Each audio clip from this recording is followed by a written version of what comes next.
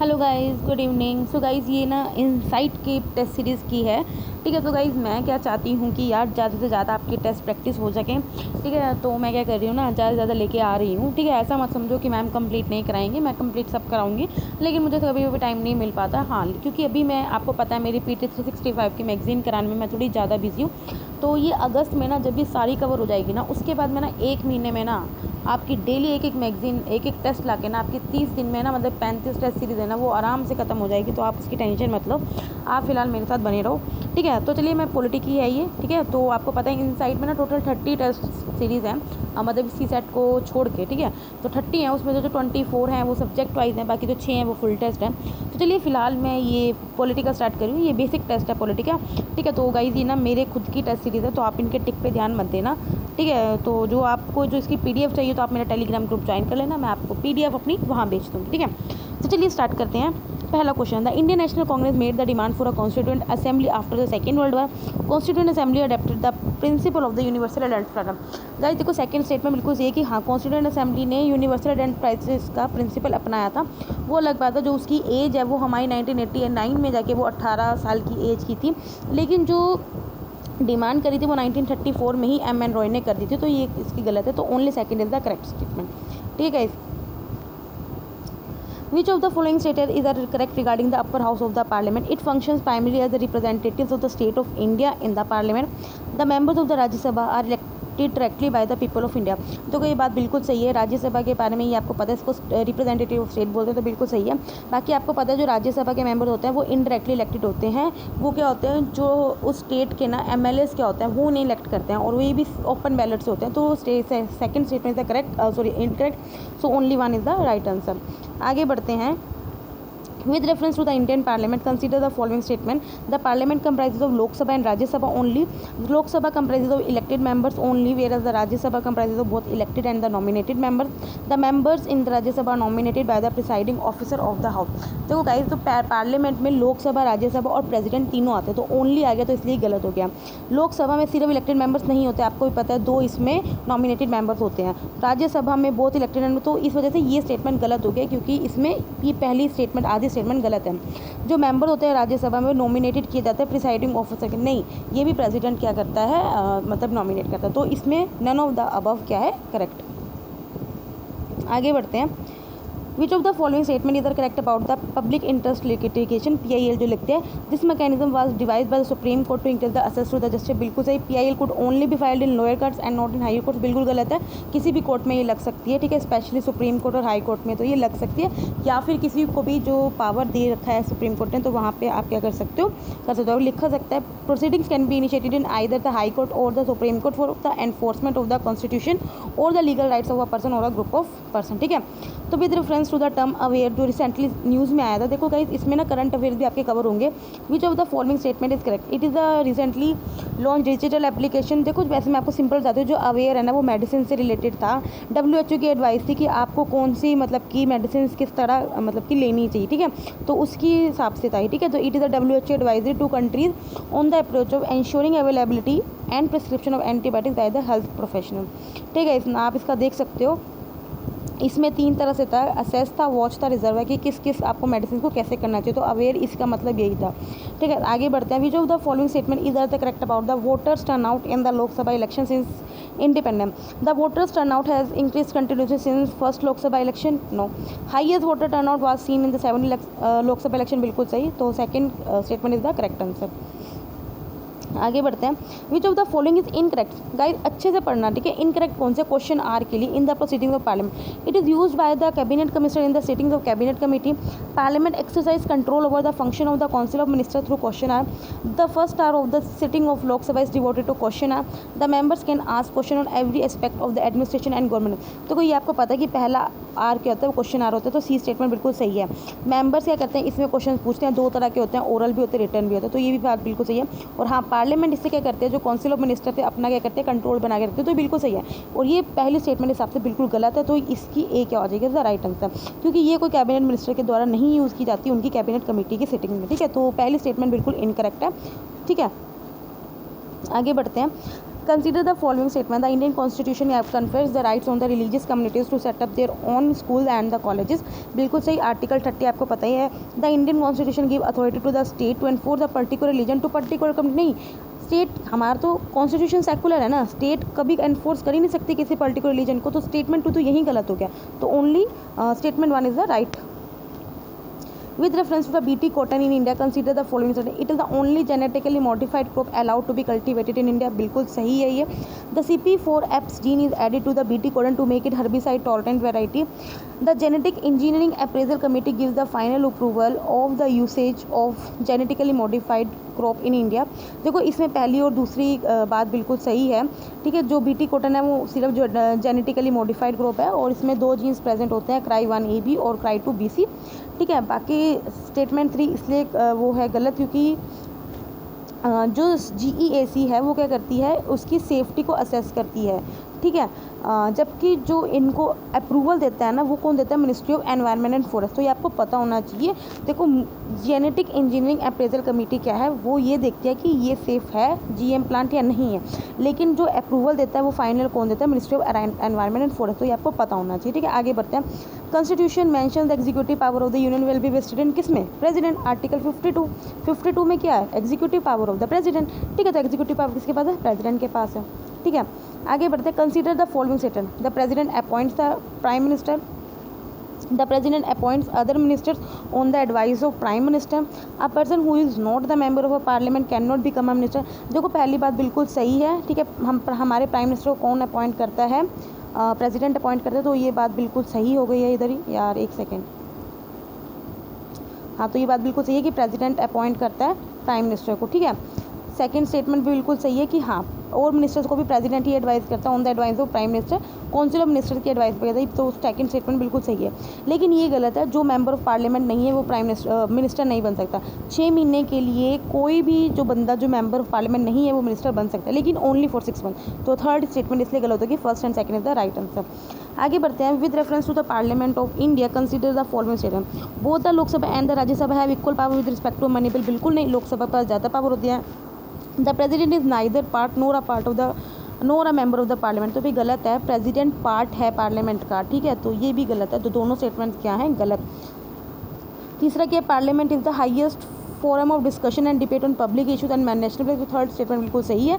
तो which of the following statement is correct, 1 and 2 तो incorrect होगी, तो हमने देख ली. तो थर्ड इसकी बिल्कुल सही है.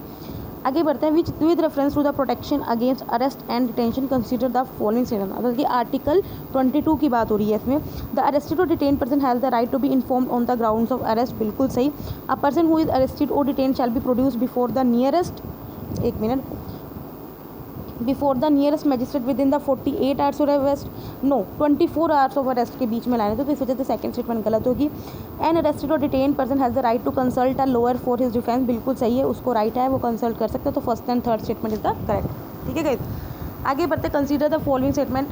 It is listed under the endangered category in the IUCN Red List of the threatened species. It is placed under the Schedule 1 of the Wildlife Protection Act of the 1972 in India.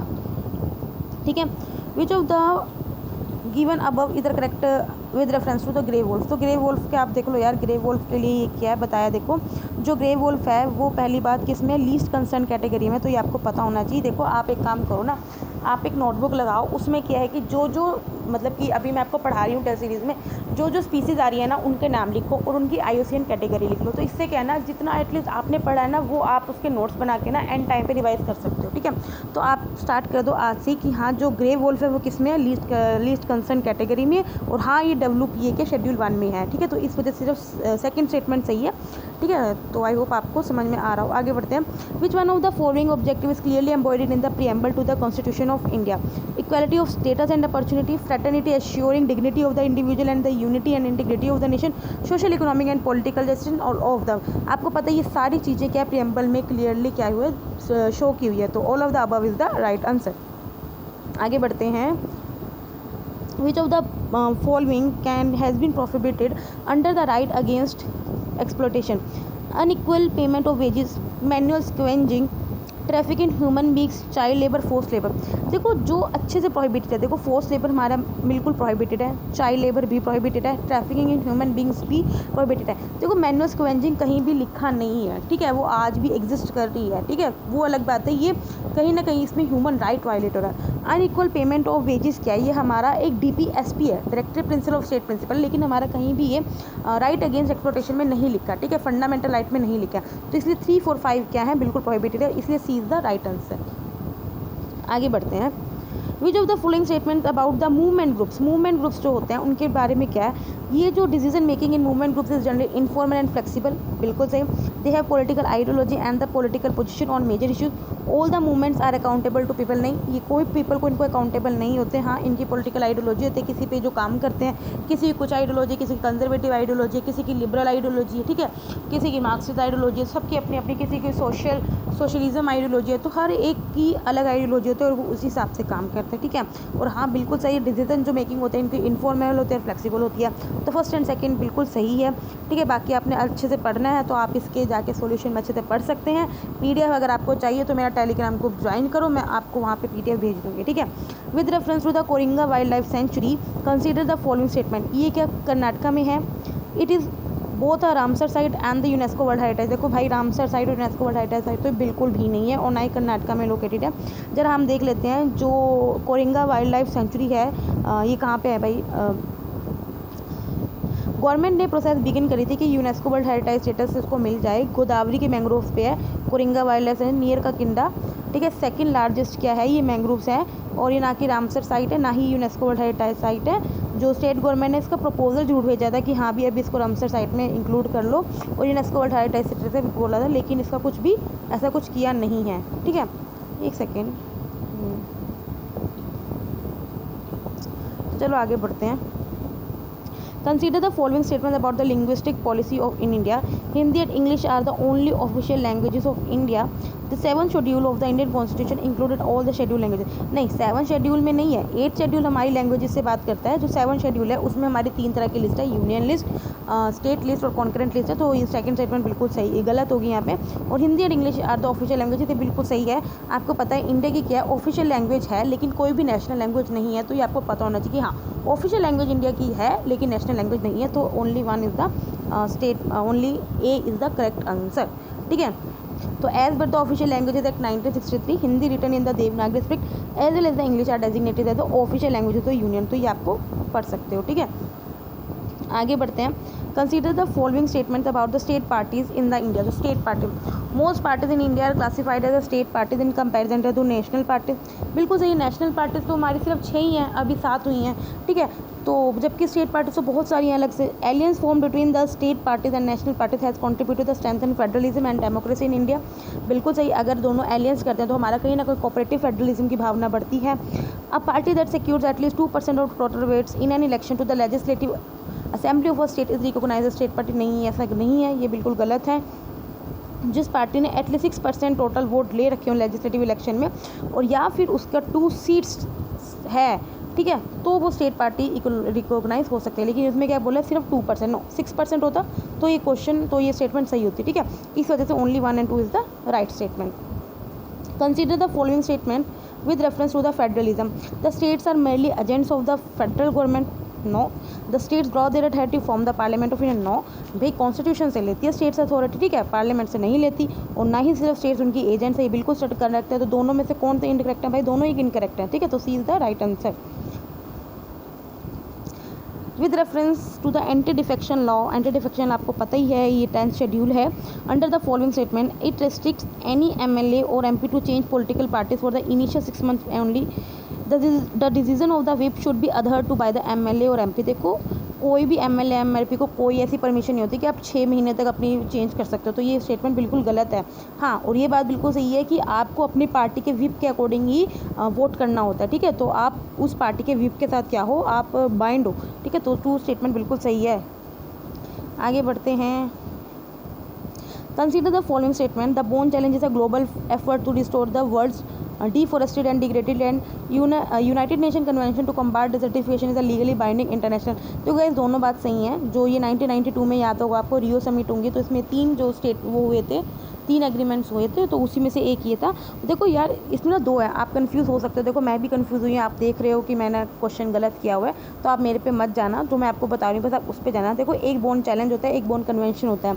जो bone convention होता है वो convention on migratory species है, ठीक है। लेकिन जो bone challenge है उसमें क्या है कि हाँ हमें क्या करना है, वर्ल्ड की जो डिफोरेस्टेड डिग्रेडेड लैंड है उसे रिस्टोर करना है। तो इसलिए जो दोनों स्टेटमेंट क्या है, करेक्ट है।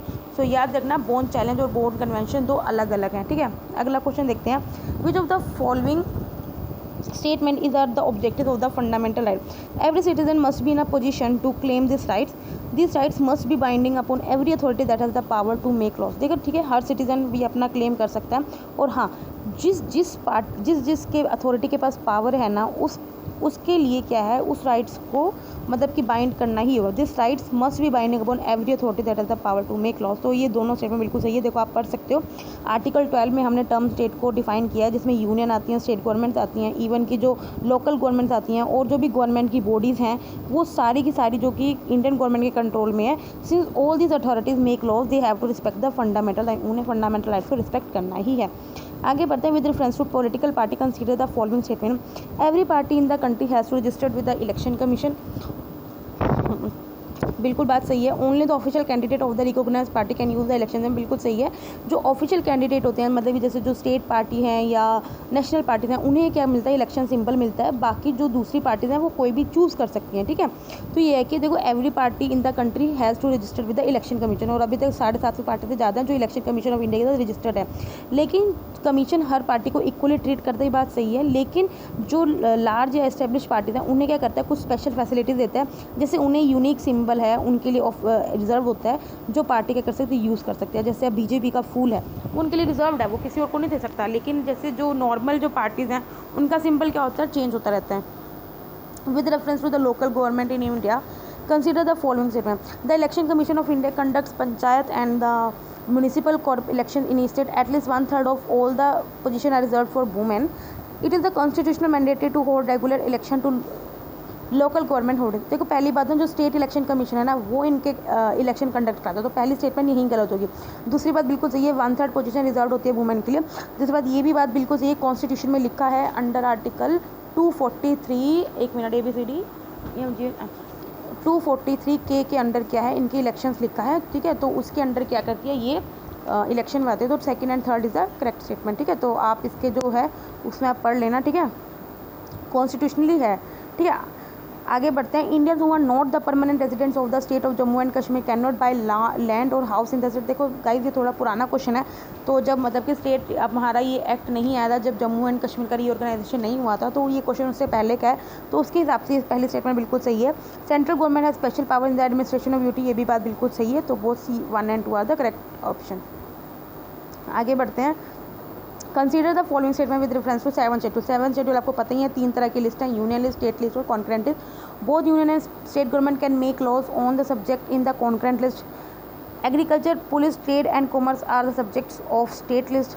Both the union government and state government has the power to legislate on subjects in the residuary. देखो जो रेजिटरी लिस्ट में मैटर रह जाते हैं उस पर सिर्फ यूनियन लिस्ट लॉ बना सकते हैं, स्टेट गवर्नमेंट नहीं बना सकती। इस वजह से थर्ड लिस्ट खत्म होगी, जबकि जो कॉन्करेंट लिस्ट पे यूनियन और स्टेट गवर्नमेंट दोनों लॉ बना सकती है। और हाँ, जो मैटर है ना, एग्रीकल्चर, पुलिस, स्टेट कॉमर्स, ये स्टेट लिस्ट का मैटर, तो only 1 and 2 is the correct statement. आगे बढ़ते हैं हम, एक मिनट यार। With reference to S-400 missile system, ठीक है। आप देखो जैसे आपने अभी स्पीसीज का बनाया ना एक पेज आप इनका भी बना लो मिसाइल्स का, ठीक है, क्योंकि आप ही आती रहेंगी। It is an advanced air and missile system developed by the Russia intended to engage targets at range of up to 400।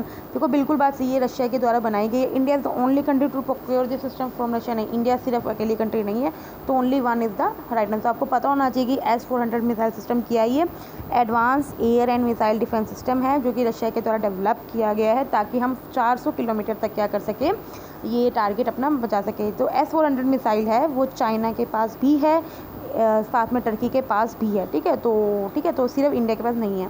With reference to the federalism in India consider the following statement.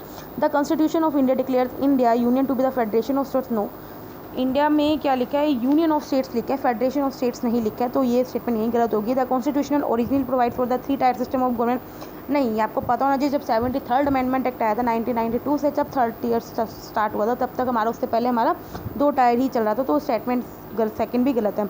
Any change to the federal structure has to be pass by parliament with 2/3 majority and ratified by half of the, ये बिल्कुल सही है। अगर आप federal structure में change ला रहे हो तो आपको क्या करना पड़ेगा, स्टेट लेजिस्लेचर से क्या करना पड़ेगा, रेटिफाई करना पड़ेगा। तो statement 3rd is the correct statement, so D is here the correct answer. आगे बढ़ते हैं। Which of the following is an is under the right to freedom, right to freedom article 19(1), तो याद रखना, right to freedom of speech and expression, right to form associations, right to move freely and reside in any part of the country, right to practice any profession and occupation, right to property, no, right to property तो 44th amendment act 1978 में गलत हो गया था, तो only 1 and 4 are the, select the correct answer from the course, तो 1, 2, 3, 4 is the right answer. ठीक है गाइज, तो ये बिल्कुल सही है। आगे बढ़ते हैं। Consider the following rights, right to equality, to freedom, right against exploitation, right to freedom of religion, citizenship, right to, कौन से हैं फंडामेंटल राइट्स जो कि इंडियन कॉन्स्टिट्यूशन में हैं। ठीक है, देखो फंडामेंटल राइट्स आपको पता ही है कहाँ से कहाँ तक जाते हैं, आर्टिकल 14 से लेके आर्टिकल 32 तक। ठीक है, तो देखो राइट टू इक्वालिटी आर्टिकल 14 बिल्कुल सही है, राइट टू फ्रीडम आर्टिकल 19 बिल्कुल सही है, राइट अगेंस्ट एक्सप्लॉयटेशन आर्टिकल 17 बिल्कुल सही है, फ्रीडम ऑफ रिलीजन ये भी आर्टिकल 20, इसमें कौन सा करता है, 25 बिल्कुल सही है, राइट ऑफ सिटीजनशिप ये हमारा कोई राइट नहीं है फंडामेंटल में, राइट टू कॉन्स्टिट्यूशनल रेमेडीज़, ठीक है, ये आर्टिकल हमारा 32 है, तो इसमें एक 5th नहीं है, बाकी हमारे सारे हैं। ठीक है, तो आप देख सकते हो 5th के अलावा सारे 1, 2, 3, 4 and 6 are the correct answer. ठीक है, तो आगे बढ़ते हैं। With reference to the DLS system, देखो ये आपको पता ही होगा यार, क्रिकेट आप सारे देखते हो तो उसी की बात है। विच of the following statement is correct, तो DLS आपको पता है क्रिकेट में ही होता है। It is a mathematical system employed to calculate target scores and the reach outcome the range short and limited overs match. ठीक है, तो ये मुझे कोई इंपॉर्टेंट न्यूज़ नहीं लगती। ठीक है, देखो नो डाउट विजन ज़्यादा अच्छी टेस्ट सीरीज़ है एज़ कम्पेयर टू इनसाइट। ठीक है, पर कोई ना, हम फिलहाल अपना क्वेश्चंस करते हैं, हमें तो प्रैक्टिस से मतलब है, जहाँ से आपको क्वेश्चंस मिल सके, जहाँ से ज्ञान मिल सके तो उसको ले लो। With respect to the reserved constituencies, consider the following statement. The number of the reserved constituencies are in proportion to the share of the reserved category in the total population. Each state has the same number of reserved constituencies. No, ये reserved constituencies किसी के बोलेंगे, मतलब कि जो constituencies किसी जो SC ST के लिए क्या है रिजर्व्ड है या वुमेन के लिए रिजर्व्ड है, तो ऑफकोर्स जो नंबर ऑफ रिजर्व कॉन्स्टिट्यूंसीज होंगी वो हर पॉपुलेशन के अकॉर्डिंग प्रोपोर्शन होगी, और हर स्टेट में तो नहीं हो सकती ना, हर स्टेट में पॉपुलेशन अलग अलग है ना, कहीं किसी स्टेट में ज़्यादा पॉपुलेशन है SC की, किसी स्टेट में SC की पॉपुलेशन कम है, किसी स्टेट में माइनॉरिटीज़ की पॉपुलेशन ज़्यादा है। ठीक है, वैसे माइनॉरिटीज़ के तो कोई रिजर्व नहीं है कॉन्स्टिट्यूंसी, तो इस वजह से क्या है, ये दोनों स्टेटमेंट्स सेकेंड स्टेटमेंट गलत है, फर्स्ट स्टेटमेंट बिल्कुल सही है। ठीक है, आगे बढ़ते हैं। Which consider the following statement, no confidence motion can be passed in Lok Sabha as well as Rajya Sabha. नहीं भाई, सिर्फ लोकसभा में होता है, क्योंकि आपको पता है राज्यसभा तो भाई परमानेंट हाउस है, वो कभी डिजोल्व ही नहीं हो सकता, तो राज्यसभा में नो कॉन्फिडेंस मोशन कभी नहीं चल सकता। Both the houses of the parliament have equal powers in the passage of constitutional amendment bill. Second statement बिल्कुल सही है, कॉन्स्टिट्यूशनल अमेंडमेंट बिल में दोनों हाउसेज के पास इक्वल पावर है, तो यहीं पे सिर्फ सेकंड क्वेश्चन क्या है, हमारी स्टेटमेंट सही है। With respect to the universal franchise, consider the following statement. Constitution since its enactment mandated the voting rights of all citizens above 18 years old. बिल्कुल गलत है, 1989 में आया था, जब 69th अमेंडमेंट एक्ट आया था, तब हमारा क्या आया था, एज को 18 ईयर्स दिया था। The members of the constituent assembly were elected during directly by the universal, no, जो कॉन्स्टिट्यूंट असेंबली के मेंबर थे उनको इनडायरेक्टली इलेक्टेड किया था, तो ये दोनों स्टेटमेंट से क्या है, गलत हैं। ठीक है, तो which of the statements are correct, neither one neither two. ठीक है, तो यही बात बताइए, नाइदर वन नाइदर टू, कोई दोनों स्टेटमेंट ये गलत है। ठीक है, consider the following statements, all countries that have the constitution are democratic, no, all countries that are democratic will have written constitution, no. ये हमने विजन में भी किया है सेम क्वेश्चन, क्योंकि भाई देखो ऐसे तो ब्रिटेन का भी कॉन्स्टिट्यूशन डेमोक्रेसी, लेकिन उनका रिटन कॉन्स्टिट्यूशन नहीं है, और यार कॉन्स्टिट्यूशन तो चाइना में भी है, लेकिन वो डेमोक्रेटिक कंट्री नहीं है। ठीक है, तो दोनों स्टेटमेंट क्या है, गलत है। विचार द स्टेटमेंट गलत, दोनों ही स्टेटमेंट गलत हैं। तो जरा देख लेते हैं। With reference to the Manas biosphere reserve, consider the, देखो आसाम में है Manas biosphere reserve, consider the following state, ये एक नेशनल पार्क है, हाँ है, ये रामसर वेटलैंड साइट है, ये प्रोजेक्ट टाइगर रिजर्व है और यूनेस्को वर्ल्ड हेरिटेज साइट है। देखो गाइस, कुछ चीज़ें होती हैं ना हमें नहीं पता होती, तो ऐसी चीज़ों में ना आपको अलग से एक नोट्स की नोटबुक लगानी चाहिए, जिसमें आपको न्यू जो इन्फॉर्मेशन मिल रही है आप उसमें लिख लो, ठीक है। तो इसमें क्या ये रामसार वेटलैंड साइट नहीं है, बाकी जो तीनों स्टेटमेंट है वो सही है। नेशनल पार्क भी है, प्रोजेक्ट टाइगर रिजर्व भी, और यूनेस्को की वर्ल्ड हेरिटेज साइट है। जो यूनेस्को की वर्ल्ड हेरिटेज साइट है वो कहीं इंपॉर्टेंट हो जाती है, ठीक है। वैसे तो जो नेशनल पार्क है, प्रोजेक्ट टाइगर रिजर्व है, वो सभी चीज़ें इंपॉर्टेंट हो जाती है, लेकिन जो यूनेस्को वर्ल्ड हेरिटेज साइट है वो और भी ज़्यादा इंपॉर्टेंट हो जाती है, ठीक है। So 1, 3 and 4 are the correct answer, ठीक है।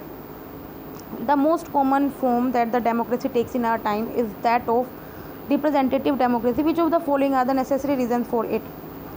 Large number of the peoples make it physically impossible to take a collective. अभी हम लोगों ने रिप्रेजेंटेटिव डेमोक्रेसी क्यों अडॉप्ट करी, इन्होंने पूछा इसका रीज़न क्या है। आपको इतने सारे लोग हैं कि ये इम्पॉसिबल है कि हम कलेक्टिव एक्शन ले सके, तो इसलिए हमने क्या करा है, अपनी अपनी तरफ से एक एक मेंबर को क्या किया, रिप्रेजेंटेशन के लिए पूछे। तो पहले स्टेटमेंट बिल्कुल सही है। Representative democracy promote stability by distancing the ordinary citizen from politics, बिल्कुल सही। Citizen don't have the time, desire, the skills to take part in the decision making, बिल्कुल सही है। An ideal democracy has no limitation set by the constitution और citizen. क्यों भाई, limitation तो set करेंगे ना, अगर आप लिमिटेशन नहीं रखो तो कोई भी इलीगल काम भी कर सकता है ना। तो इसका मतलब ये तो नहीं डेमोक्रेसी का मतलब कि बिल्कुल ही आपको मतलब कि खुला छोड़ दिया जाए, ठीक है। तो ये स्टेटमेंट 4 इसलिए गलत है, ठीक है। 1, 2 and 3 are the right statement. आगे बढ़ते हैं। Which of the following statement is the correct about the state legislature. State legislature की बात हो रही है। Members of the legislative assembly are elected by the people, बिल्कुल सही है। State government is formed by the ruling party which has the majority of the state, बिल्कुल सही है। पार्लियामेंट का जो है लोकसभा का है वो सिंपल लेजिस्लेटिव असेंबली में सेम होता है, ठीक है। जो मेजॉरिटी पार्टी होती है, जो रूलिंग पार्टी होती है, उसी के द्वारा के गवर्नमेंट को फॉर्म किया जाता है, बिल्कुल सही है। आगे बढ़ते हैं। कौन सी लैंग्वेजेज हैं जो हमारी शेड्यूल लैंग्वेजेस में है? भोजपुरी, बोडो, मैथिली, नेपाली, संतली। भाई भोजपुरी नहीं है, बाकी सारी हैं। जो बोडो है वो हमारी वही थी 92nd अमेंडमेंट एक्ट में आई थी। मैथिली भी हमारी, और नेपाली, संतली ये हमारी आई थी 21st अमेंडमेंट एक्ट में, ठीक है। तो 2, 3, 4 and 5 हमारी शेड्यूल लैंग्वेजेस हैं, जबकि फर्स्ट नहीं है, ठीक है। आगे बढ़ते हैं। With reference to the lift irrigation recently seen in the news, consider the following statement. It is the method of the irrigation in which the water requires external energy for pumping, बिल्कुल सही। Kaleshwaram lift irrigation project is located in the state of Kerala, no, Telangana में है। अगर आपने current affairs पढ़े होंगे, तो अगर नहीं भी पढ़े तो यार मैं अपने चैनल पे PT 365 की मैगजीन चला रखी है, उसमें आपके पूरे 1 साल के करंट अफेयर्स कवर हो जाएंगे। अगर आप इंटरेस्टेड हो तो आप देख सकते हो। ऑलरेडी मैंने 4 मैगजीन्स कवर कर दी हैं, और बाकी मैं धीरे धीरे जो 3 रह गई हैं वो भी कवर कर दूँगी। अगस्त में कर ही दूँगी, विद इन अगस्त पूरा कंप्लीट हो जाएगा, पैचअप हो जाएगा, ठीक है। तो इसमें क्या है, फर्स्ट स्टेटमेंट बिल्कुल सही है, सेकंड स्टेटमेंट गलत है क्योंकि केरला में नहीं है, तेलंगाना में है, ठीक है। तो lift irrigation is a method of irrigation in which the water instead of being transported by the natural flow requires the external energy के थ्रू हम क्या करते हैं, वो वाटर को क्या करते हैं, पंप करते हैं। तो ये क्या है, तेलंगाना में है, ठीक है। आगे बढ़ते हैं। Consider the following statement. No women was elected as a member of parliament in the first Lok Sabha. The 17th Lok Sabha has the highest number of women MP since independence. देखो स्टेटमेंट सेकंड बिल्कुल सही है, 17th लोकसभा में हाईएस्ट नंबर ऑफ वुमेन, लेकिन एक बात बिल्कुल सही है, गलत है कि पहले लोकसभा में कोई वुमेन नहीं थी, वुमेन्स थी, लेकिन यह बात है कि इतनी ज़्यादा नहीं थी। 24 वुमेन MP तब भी इलेक्ट हुई थी फर्स्ट पार्लियामेंट में, ठीक है। तो ये आपको पता होना चाहिए। आगे बढ़ते हैं। Read the following statements carefully and to choose the right answer from the quotes given below. Lok Sabha is presided by the Vice President of the India. Lok Sabha is representative of people of India in Parliament. देखो second बिल्कुल सही है, यार preside और speaker के द्वारा किया जाता है ना, तो ये तो बिल्कुल गलत है। वाइस प्रेसिडेंट के द्वारा तो राज्यसभा को प्रिसाइड किया जाता है, ठीक है। तो statement second is the only correct option. With reference to the Constituent Assembly, consider the following statement. The drafting of the Constitution was done by an assembly of the elected representatives. The drafting committee of the Constituent Assembly was chaired by the B.R. Ambedkar. देखो second statement बिल्कुल सही है। हाँ, बाकी जो constitution की drafting है वो भी हमने किसके द्वारा की गई थी, इलेक्टेड रिप्रेजेंटेटिव्स के द्वारा गई थी। तो both 1 and 2 are the correct answer, ठीक है गाइज। हाँ, आगे बढ़ते हैं। Which of the following statement describe the judicial review. Judicial review के बारे में क्या करता है, power of the judiciary to strike down laws which are violating the basic structure of the constitution. Of course अब जुडिशियल रिव्यू कर ही क्यों रहे हैं हम, इसलिए तो रिव्यू कर रहे हैं कि कहीं भी कोई लॉ ऐसा ना बन जाए जो हमारे कॉन्स्टिट्यूशन के बेसिक स्ट्रक्चर को वायलेट कर दे। तो ऑफकोर्स ये जुडिशरी की पावर और वही वो करेगी। Power of the judiciary to reverse its previous judgment by comparatively large bench of the जजेस, ठीक है। Power of judiciary to review the legislature before they become an act of the parliament. देखो judicial review की बात करिए, no doubt judiciary के पास power होती है कि वो अपनी जजमेंट को क्या कर सके, मतलब कि रिवर्स कर सके लार्ज बेंच का, लेकिन वो जुडिशियल रिव्यू के अंडर नहीं आते। जुडिशियल रिव्यू के अंदर जो आते हैं ना वो यही है, ठीक है। Power of judiciary to revise the legislation before they become an active, no, हम क्या, जब तक पार्लियामेंट का एक्ट नहीं बनता तब तक हम उस पर क्या कर सकते हैं, जुडिशरी उस पर रिव्यू नहीं करती। तो थर्ड स्टेटमेंट वैसे भी गलत है, ठीक है। तो first is the right answer. आगे बढ़ते हैं। Constitution fulfills the role of an important document in the country, which among the following is are the functions of the Constitution. It lays out certain ideals that form the basis of the kind of the country people aspire to live in. देखो इन्होंने क्या बोला है कि हम जो constitution का क्या रोल है, हमारी लाइक कंट्री में क्या रोल है। तो कॉन्स्टिट्यूशन क्या है कि हाँ कुछ सर्टेन आइडियाज़ लिखते हैं जिस वजह से जो हमारी कंट्री है, हम लोग रह रहे हैं, वो उसमें अच्छे से रह सकें। It define the nature of a countries political system, बिल्कुल सही है। हमारे कॉन्स्टिट्यूशन में लिखा है कि हम पार्लियामेंट्री डेमोक्रेसी, बिल्कुल सही है। It ensures that the minorities are not excluded from the facilities available to majorities. ये आपको पता है माइनॉरिटीज़ के लिए हमारे पास कितने अच्छे लॉज भी बने हुए हैं, इनके लिए अलग से हमने क्या कॉन्स्टिट्यूशनल में प्रोविज़न भी है। तो all the three statements are the correct, ठीक है। आगे बढ़ते हैं। With reference to the election commission consider the following statement. The chief election commission is appointed by the president of India, बिल्कुल सही। The election commissioner hold office during the pleasure of president, no, pleasure of president नहीं, इनका एक fix as होता है 65 years तक, तो ये तब तक अपना होल्ड करते हैं office. It is an advisory body and can not punish और take action against any candidate. देखो पहली बात, एडवाइजरी बॉडी नहीं है, कॉन्स्टिट्यूशनल बॉडी है, ये आर्टिकल 324 के अंडर होती है। बाकी ठीक है, ये पनिश कर सकती है, कैन नॉट नहीं, ये पनिश ले कर भी सकती है और एक्शन भी ले सकती है किसी कैंडिडेट के अगेंस्ट। तो only first is the correct statement, ठीक है। आगे बढ़ते हैं। विच ऑफ द, एक मिनट यार, क्वेश्चन तो पढ़ लें। Consider the following statement about Gram Sabha. Gram Sabha के related, all the voters in the villages are its members. It approves the annual budget of the Gram Panchayat and review its performance. तो वो दोनों statement सही हैं इसमें, ठीक है। तो स्टेटमेंट क्या है, 1 और 2 बिल्कुल सही है। देखो कैसे, मैं आपको बता दूं, ग्राम सभा में देखो वो लोग होते हैं जिनकी एज 18+ है, साथ में वो लोग क्या हैं, इलेक्टोरल रोल में रजिस्टर्ड है। तो इनडायरेक्टली जो वोटर्स हैं वो सारे इसके मेंबर होते हैं। हाँ, जो भी एनुअल बजट होता है ग्राम पंचायत के द्वारा, वो ग्राम पंचायत का वो रिव्यू किस लिए जाता है, ग्राम सभा के द्वारा रिव्यू किया जाता है। तो both the statements are the correct, ठीक है। तो आगे बढ़ते हैं भाई। With reference to the indelible ink recently use consider the following. देखो ये इंक जैसे आप वोट दे के आते हो ना, तो आपकी उंगली पे लगाते हैं, तो वही इंक के बारे में पूछा है। ये वायलेट कलर्ड इंक होती है इंडिया में, that is applied on a voters for finger after the she exercise for, तो बिल्कुल सही है। It contains silver nitrate which stains the ink on exposure to ultra violated. तो ये गाइस ये आपको पता हो नहीं मुझे पता है, आपको नहीं पता होगा, इवन मेरे को भी नहीं पता था। तो ठीक है, तो ये आपको पता होना चाहिए कि हाँ इसमें सिल्वर नाइट्रेट होता है, कि जब आप स्किन पे मतलब यूवी लाइट से एक्सपोज करते हो तो ये स्किन को क्या स्टेन करते हो। तो बोथ 1 और 2 आर द करेक्ट स्टेटमेंट, ठीक है। तो आज के लिए इतना रखते हैं, 50 में क्वेश्चन कल करा के इसे कंप्लीट करा दूँगी, ठीक है। तब तक के लिए टाटा, बाय बाय।